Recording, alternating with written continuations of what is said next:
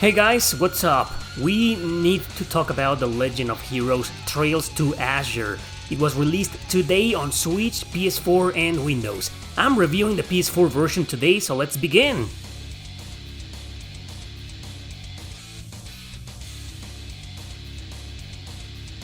Now, remember that this is a remaster. Original version was on PSP, later ported to PS Vita.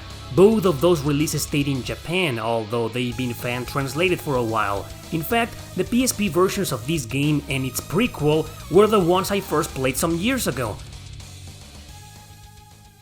Okay, it is imperative to state the obvious right now. This is a game basically cut into two parts, and this is part 2. So it will be stupid to play it first before playing Trails from Zero, which I reviewed last year. Hell, it may not be as stupid, but still a little bit to play Zero before playing the Trails in the Sky trilogy. However, I wouldn't blame you since they haven't been remastered yet.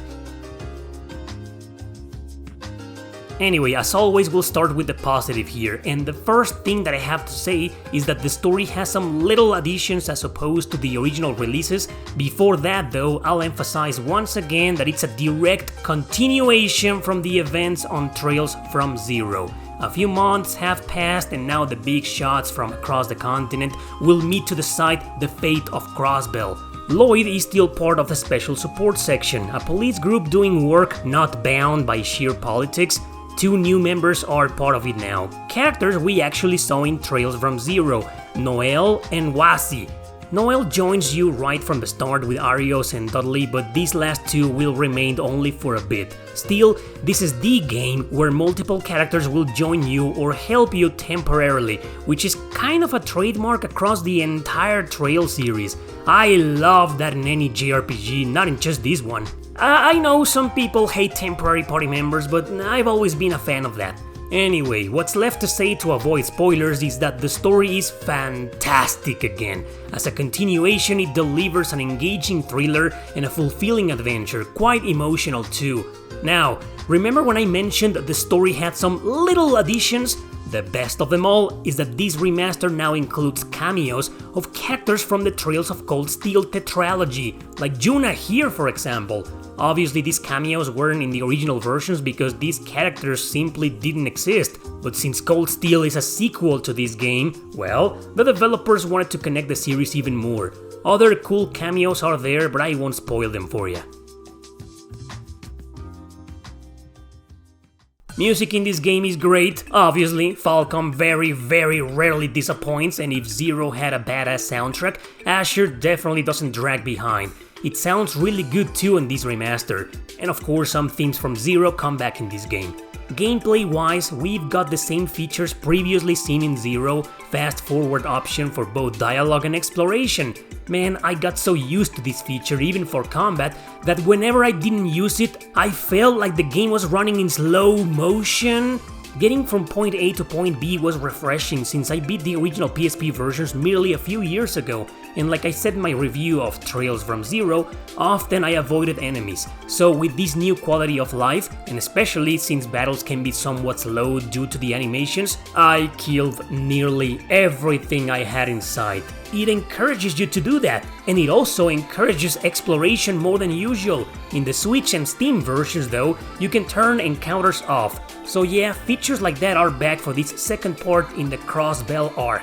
New, however, is that you now have a car, which is basically a means for quick transportation from one place to another instantly. Man, this was such a great addition so you don't have to walk towards everywhere. But just like in Zero, most of the exploration will be in the city of Crossbell and its surrounding areas. Before the climax of every chapter though, you'll have to complete the usual mandatory story missions and, if you want to, the side quests. Some of them are really fun, I do recommend doing 1 or 2 every now and then.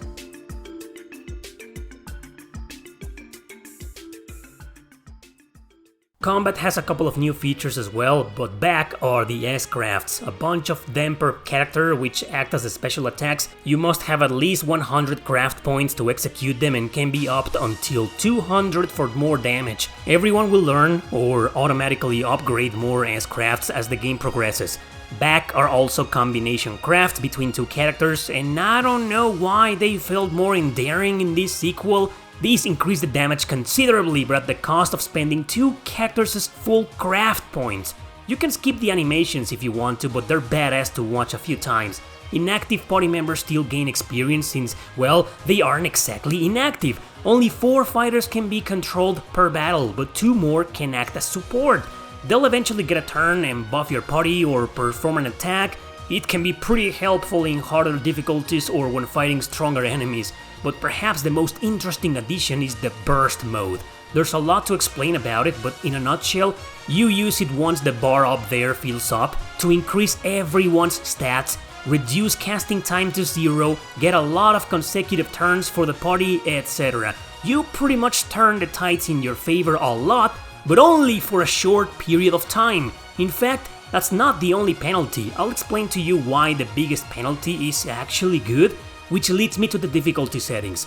So listen, the burst mode is only available at the final mission of each chapter, that's right, it won't be there in any other battle screen for any other story missions or side quests. It sounds dumb, correct? It actually isn't, because otherwise, you'd just abuse it quite regularly. The burst bar fills up quickly merely by attacking. Perhaps they should have made it available for the entire game while reducing the speed it takes to fill up.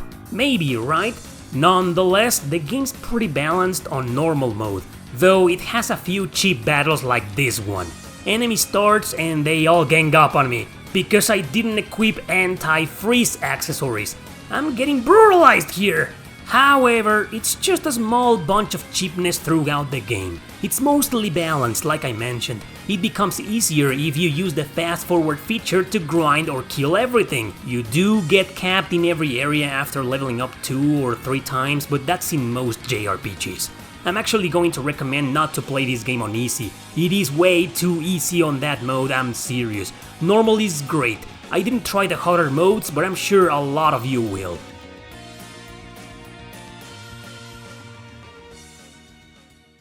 Now, I do have a few negative things to say about this game, but really, not a single one that stands out.